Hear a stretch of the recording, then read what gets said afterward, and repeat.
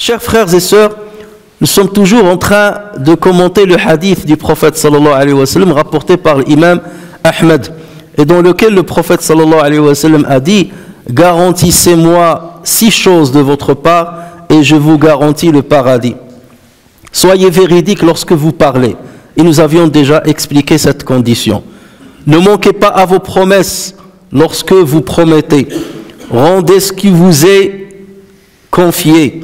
Préservez votre sexe de tout rapport interdit. Baissez le regard et ne causez pas du tort à autrui. Donc la deuxième condition que le prophète sallallahu alayhi wa sallam cite dans ce hadith-là, c'est le fait de ne pas manquer à la promesse. Lorsque le musulman donne une promesse, lorsqu'il s'engage dans quelque chose, il doit tout faire pour respecter son engagement. Tel est le comportement de l'islam, d'un musulman. Tel était aussi le comportement des prophètes. Allah Azza wa Jal, en vantant le mérite de Ismaïl alayhi salam, a dit وَاذْكُرْ فِي الْكِتَابِ إِسْمَاعِيلَ إِنَّهُ كَانَ صَادِقَ الْوَعْدِ وَكَانَ رَسُولًا نَبِيًّا. Et mentionne Ismaïl dans le livre, il était fidèle à ses promesses. Et il a mis dans ce verset-là en exergue cette qualité-là. Il était fidèle à ses promesses et c'était un messager et un prophète. Et il a fait de même en citant Ibrahim alayhi salam, lorsqu'il a dit wa Ibrahim alladhi waffa, et Ibrahim qui a tenu parfaitement sa promesse en transmettant bien entendu le message d'Allah Azza wa Jal. On fait une petite distinction en arabe entre l'wa'd et l'ahd. L'wa'd, c'est lorsque tu donnes une promesse sans qu'elle ne soit conditionnée par quelque chose, sans qu'il n'y ait un engagement de l'autre côté. C'est toi qui t'engages tout seul, sans que tu n'attendes un engagement de l'autre. Là, on parle de l'wa'd. En revanche, lorsqu'on parle de l'ahd, c'est qu'il y a un engagement des deux côtés. Tu t'engages à faire certaines choses, tu t'engages à respecter certaines choses, en contrepartie de quoi l'autre aussi s'engage. Là, on parle de l'ahd. Et c'est pour cela qu'on parle d'un pacte mithaq. Et d'ailleurs, les grands pactes qui existent entre les pays, il y a toujours des conditions. Nous nous engageons à cela, vous vous engagez à cela. Si jamais vous ne respectez pas vos engagements, donc il y aura rupture des relations diplomatiques, ou il y aura guerre, ou il y a autre chose. Mais en tout état de cause, le Coran parle des deux. Il parle de l'wa'd et de l'ahd. Et les musulmans est invité à respecter les deux. Concernant l'ahd, lorsqu'il s'agit d'un pacte ou bien d'un accord, là, le caractère obligatoire devient encore plus fort. Et il y a unanimité à ce sujet. C'est une obligation pour le musulman de respecter ses engagements avec les autres ou les accords qu'il a passés avec les autres. Lorsqu'il s'agit maintenant d'une promesse, là, les savants ont divergé entre ceux qui ont dit c'est une obligation de respecter une promesse et ceux qui ont dit c'est conseillé seulement de respecter une promesse. Et ils font allusion ici, pour ceux qui disent que c'est conseillé, à certaines promesses qui rentrent dans le cadre de courtoisie. Tu parles par exemple avec ton ami que tu n'as pas vu depuis longtemps, et en parlant il te dit ça fait longtemps qu'on t'a pas vu, pourquoi tu ne rends pas visite? Tu lui dis ben Inch'Allah je te rendrai visite prochainement. Et tu tardes à lui rendre visite. Donc là c'était une promesse, mais c'était dans le sens de courtoisie. Viens manger chez moi, ben je passerai manger avec toi, ou je passerai ceci, ou je te rendrai visite. Donc là tu l'as fait seulement avec courtoisie, et donc là le caractère d'obligation ne s'impose pas. Il est très conseillé de respecter ce que tu as dit. Mais puisque dans ton esprit c'était par courtoisie que tu l'as dit, donc si jamais tu faillis à cette promesse, ce n'est pas si grave que cela. Mais pour des promesses où l'autre personne attend véritablement de toi et que tu respectes l'engagement, comme par exemple ton enfant, tu lui dis je vais t'acheter ceci, je vais t'acheter cela, là tu es obligé de respecter ton engagement et ta promesse. Le prophète sallallahu alayhi wa sallam était le meilleur de ceux qui respectaient leur engagement. Et regardez ce hadith rapporté par l'imam Muslim qui va nous montrer comment le prophète sallallahu alayhi wa sallam réagissait même avec ses pires ennemis, même avec ceux qui lui ont déclaré la guerre, même avec ceux qui l'ont combattu et qui ont été injustes avec lui. Muslim rapporte sur Hudayfa ibn al-Yaman qu'il a dit: je suis sorti avec mon père al-Husayl pour aller à Médine. Ça veut dire j'ai quitté la Mecque pour aller à Médine. Et pendant mon chemin, j'étais arrêté par les Qurayshites qui se dirigeaient vers Badr afin de combattre le prophète sallallahu alayhi wa sallam. Et donc ils nous ont arrêtés. Et ils nous ont posé la question: vers où vous vous dirigez? Nous leur avons dit: nous nous dirigeons vers Médine. Ils leur ont dit: non, sûrement vous vous dirigez vers l'armée de Mohammed pour nous combattre.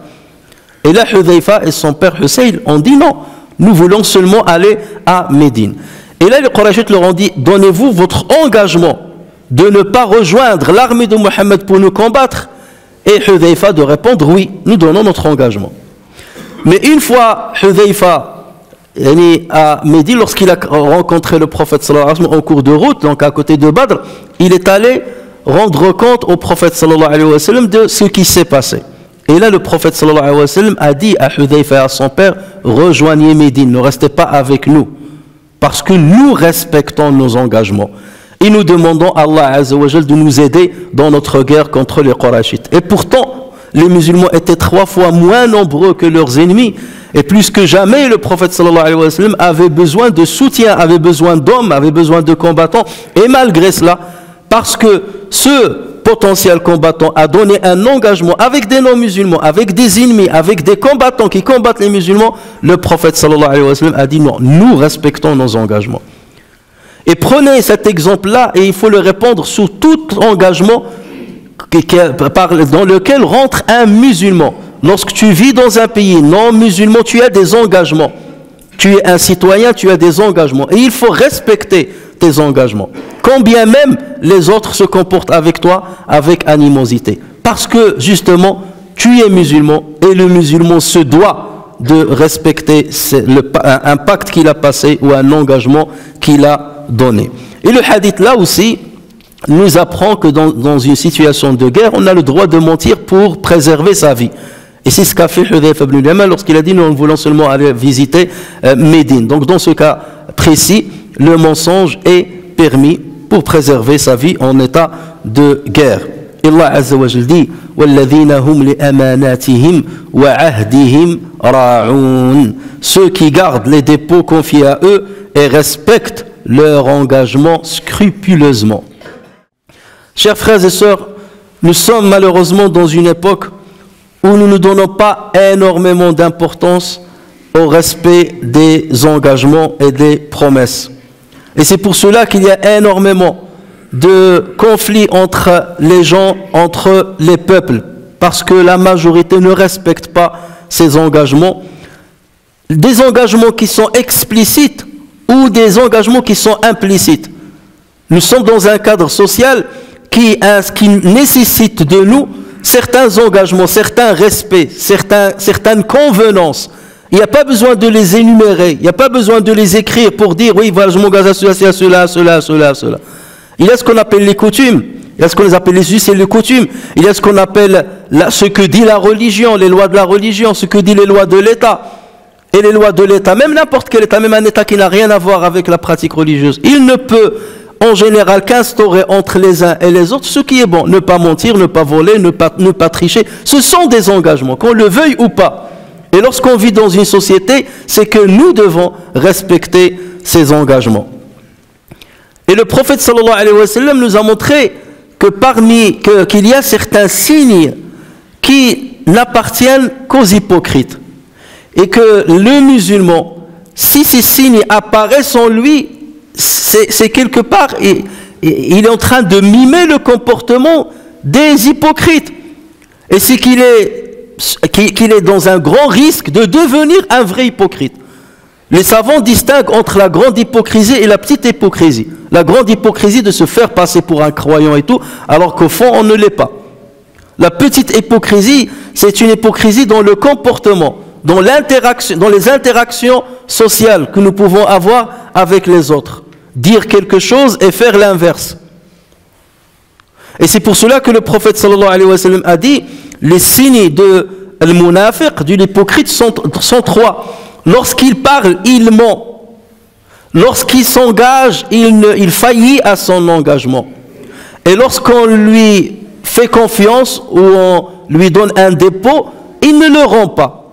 Et vous voyez, ça va dans le sens des trois conditions que le prophète sallallahu alayhi wa sallam a citées dans le hadith que nous sommes en train de commenter.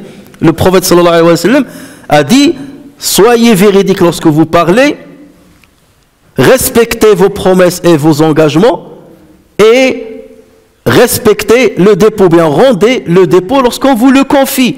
Donc vous voyez qu'il y a un vrai parallèle entre ce que nous demande le prophète sallallahu alayhi wa sallam et ce qui est cité dans ce hadith-là, des signes de l'hypocrisie. Autrement dit, ce que nous demande le prophète sallallahu alayhi wa sallam, c'est de ne pas être hypocrite, tout simplement. De ne pas être hypocrite. Pas la grande hypocrisie, mais même la petite hypocrisie. S'éloigner de la petite hypocrisie si on veut que le prophète sallallahu alayhi wa sallam nous garantisse le paradis. La majorité parmi nous, lorsqu'elle entend, chacun parmi nous, lorsqu'il entend ce que nous sommes en train de dire, va dire, mais moi, alhamdoulilah, je respecte mes engagements. Sur ce point-là, il n'y a pas de problème. Cette condition-là, parce que chacun de nous, toujours, se jette des fleurs.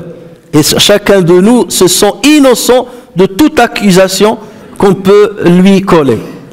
Mais voyons voir d'abord de quelle promesse et de quel engagement on parle. Le premier des engagements, c'est l'engagement envers Allah Azza wa Jal. Ça, c'est le premier engagement. Lorsque tu dis « Ashhadu an la ilaha illallah wa ashhadu anna Muhammadan Rasulullah », c'est un témoignage. Mais ce témoignage, il ne suffit pas de le dire verbalement, non, c'est un témoignage et en même temps un engagement de ta part. Parce que lorsque tu dis « J'atteste qu'il n'y a de Dieu que Allah », ça veut dire quoi? Ça veut dire que mon argent ne sera pas mon Dieu.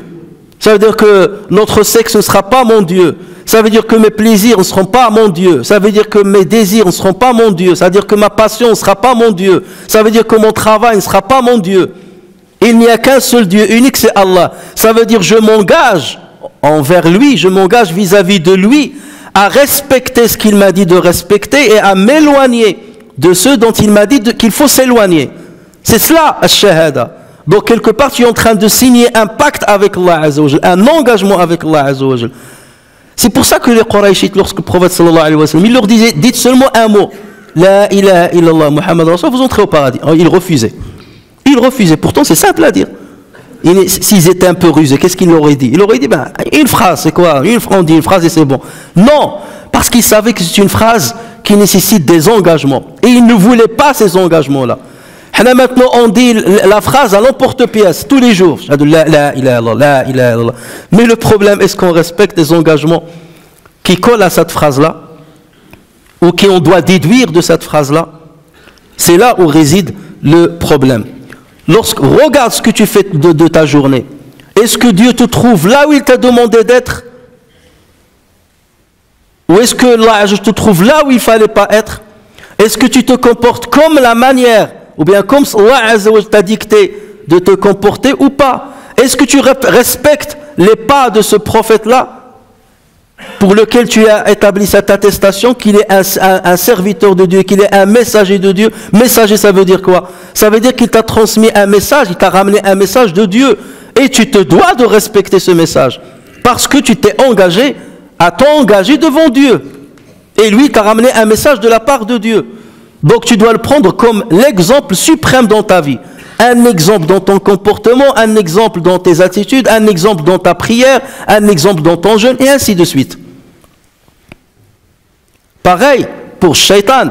Lorsqu'Allah Azza wa Jalla nous dit « Alam ahad ilaykum ya bani Adam an la ta'budu shaitan » ne vous ai-je pas engagé, enfants d'Adam, à ne pas adorer le diable, car il est pour vous un ennemi déclaré? Ne vous ai-je pas engagé? Mais ça, c'est un engagement. Vous vous êtes engagé à prendre Shaitan comme un ennemi déclaré. Mais ce n'est pas forcément ce que vous avez fait. Et ne vous ai-je pas engagé à m'adorer? Voilà un chemin bien droit. Et donc c'est pour cela qu'il faut déjà établir ce principe-là. J'ai des engagements vis-à-vis d'Allah Azza wa Jal parce que je me dis musulman. Parce que je me dis musulman, j'ai des engagements envers Allah Azza wa Jal et je dois les respecter si je veux satisfaire cette deuxième condition que le prophète sallallahu alayhi wa sallam a citée dans ce hadith.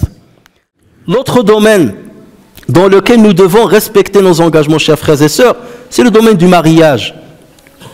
Avant de s'engager dans un mariage, chacun des deux parties promet à l'autre le meilleur du monde. Et sur ce point-là, on est les meilleurs acteurs du monde.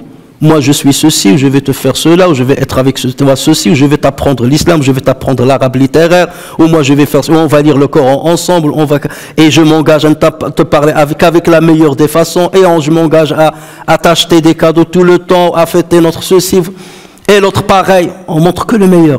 Mais on ne se rend pas compte qu'on prend Allah Azza wa Jal témoin sur nous, dans ce que nous sommes en train de dire. Ne pense pas seulement à plaire à l'autre, ou à mettre dans ton filet l'autre. Tu jettes la part. Non, tu es un musulman, tu es en train de t'engager sur des choses importantes. Voici comment je vais me comporter avec toi pendant notre mariage.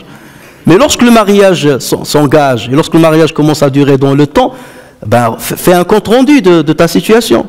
Est-ce que je respecte encore tout ce dont je me suis engagé?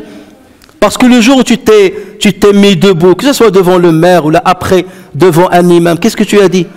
Devant le maire, tu as dit, on s'engage à s'aimer et à ceci pour le pire et pour le bon, pour le pire jusqu'à la fin de cada. C'est comme ça qu'on dit, même devant le maire. Tu vas dire, ah non, mais lui, c'est pas un musulman, il n'y a pas de problème. Donc je vais faillir à mon engagement. Non, d'accord, supposons cela. Mais tu t'es engagé devant Dieu. Tu viens dans la mosquée, tu viens devant un imam, et tu demandes au tuteur, ou tu demandes à la femme, veux-tu m'épouser selon le livre de Dieu? Voici la condition, selon le livre de Dieu et la sunna de son prophète. Et pareil, elle aussi s'engage sur le livre de Dieu et la sunna de son prophète. Donc pourquoi lorsqu'il y a des litiges, ou là lorsque la vie conjugale dure dans le temps, on met de côté, on passe à la trappe le livre de Dieu, on passe à la trappe la sunna du prophète, et on sort de soi qu'un comportement satanique? Pourquoi on ne respecte pas nos engagements? Est-ce si difficile d'être souriant devant son conjoint? Est-ce si difficile d'être gentil avec son conjoint? À supposer que ton conjoint n'a pas respecté ses engagements devant Dieu envers toi, respecte tes engagements devant Dieu envers elle, envers lui. Si un a failli à ses engagements, que l'autre ne faillisse pas à ses engagements. Parce qu'après tout, on a pris Dieu témoin dans cet engagement-là. Et à supposer que la vie est devenue impossible, ce qui peut être vrai. Et l'islam, c'est là où il est réel. L'islam est pragmatique, il est réaliste. L'islam, il autorise le divorce. Le divorce, c'est quoi? Le divorce, c'est quoi dans la philosophie de l'islam? C'est l'arrêt des hostilités. On ne s'entend plus, il y a des hostilités, on se bagarre tout le temps, on se dispute tout le temps, donc on va divorcer, ça veut dire on va déclarer la paix, enfin. L'arrêt des hostilités. Chez nous, c'est l'inverse. Il a terminé des hostilités dans le cadre du mariage et il va commencer des hostilités dans le cadre du divorce. Je vais lui faire montrer ce que... Il a divorcé, normalement ça, on est arrêté. Non, une nouvelle guerre commence. Moi, mon fils, je vais prendre ceci, toi, tu ne vas pas prendre le fils cela, la garde des enfants, les problèmes, moi, je veux que tu me payes ceci, je veux que tu me payes cela. Je commence à remonter l'enfant contre sa mère, la mère remonte les enfants contre leur père, et ainsi de suite. Où est la logique, chers frères? Où est l'islam dans tout cela? Où est le respect des engagements dans tout cela? Où est l'engagement devant Allah Azza wa Jal dans tout cela? Tout ça, c'est pour vous dire, chers frères et sœurs, cherchons les domaines, et ils sont nombreux, cherchons les domaines où nous ne respectons pas nos engagements, pour nous rendre compte que garantir le paradis, ce n'est pas quelque chose qui est à notre portée. Ou en tout cas, on ne peut peut-être pas concerné par la garantie du paradis. Et essayons de nous améliorer et de revenir à Allah Azza wa Jal et de respecter ce que nous dit notre religion pour être conforme à l'attestation de foi. Chers frères et sœurs, respecter ses promesses et respecter ses engagements concerne plusieurs domaines. On en a cité quelques-uns. Le domaine de l'engagement avec Allah Azza wa Jal, envers Allah Azza wa Jal, l'engagement envers le prophète, l'engagement envers son conjoint, l'engagement envers les autres. Par exemple, dans nos transactions financières, tu travailles, tu es un salarié, ou tu es un commerçant, ou tu es un patron, ou tu es un associé. Dans toute transaction financière, il y a des engagements. Que ces engagements soient écrits ou verbaux, il y a des engagements. Et le musulman se doit de respecter ces engagements. Tes engagements avec ton patron, tes engagements avec ton client, si toi-même tu es le patron, tes engagements avec ton subordonné, ton salarié. Tu travailles pour quelqu'un, tu dois respecter ce pourquoi il va te payer. Tu t'engages à lui faire ceci ou lui rendre tel service, tu dois respecter ceci. Tu as engagé quelqu'un pour faire des travaux, tu dois respecter ce que tu lui as promis comme salaire. Il y a énormément de domaines dans lesquels nous devons respecter nos engagements. Que ces engagements soient écrits ou verbaux, comme je dis, pourquoi? Ou même tacites, parce qu'il y a l'urf, il y a les coutumes qui parfois, si tu demandes à n'importe quelle personne, que dit la coutume sur ce point-là? Tu vas dire, il va te dire ceci et cela. Tant que les coutumes ne contredisent pas certains principes religieux, les coutumes ont un poids dans notre vie et dans notre relation avec les autres. Allah Azza wa Jal dit à ce propos, ce qui signifie, la bonté pieuse ne consiste pas à tourner vos visages vers le levant ou le couchant, mais la bonté pieuse est de croire en Allah. Il a cité certaines choses qui ont un rapport avec la foi, de croire en Allah, au jour dernier, aux anges, aux livres et aux prophètes. Ensuite, l'engagement financier, de donner de son bien quelque amour qu'on en ait aux proches, aux orphelins, aux nécessiteux, aux voyageurs indigents et à ceux qui demandent l'aide pour délire les joues. Et ensuite, il a dit d'accomplir la salat et d'acquitter la zakat. Et ensuite, il a dit, et ceux qui remplissent leur engagement, et ceux qui remplissent leur engagement lorsqu'ils sont engagés. Ensuite, il a dit, ceux qui sont endurants dans la misère, la maladie et quand le combat fait rage, les voilà les véridiques et les voilà les vrais pieux.